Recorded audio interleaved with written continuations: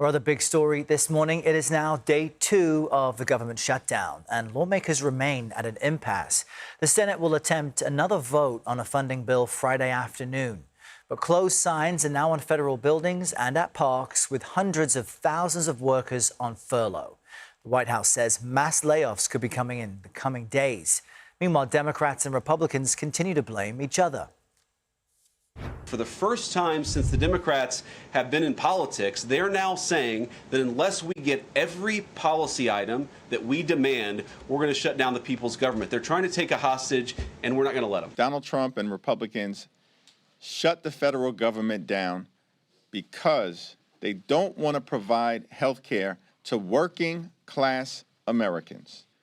We are ready to sit down with anyone at any time and at any place. CBS News correspondent Natalie Brand joins us from the White House with more on all of this. Good morning, Natalie. So where do things stand now, and what are we learning about these impending layoffs?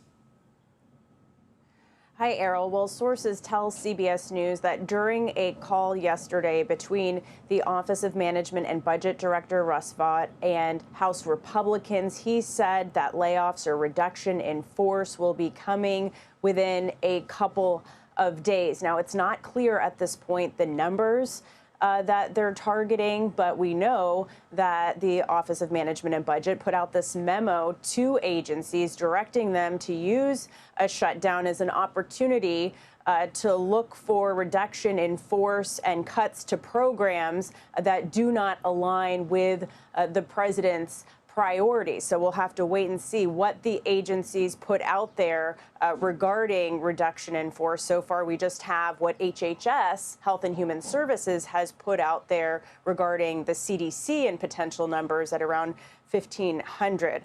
Now, the president, for his part, on social media posted this, saying Republicans must use this opportunity of, quote, Democrat forced closure to clear out dead wood, waste, and fraud. Billions of dollars can be saved. Already, though, Errol, union groups are pushing back and have challenged in court just the mere threat of this, saying that any layoffs during a shutdown violate laws governing how a shutdown should work.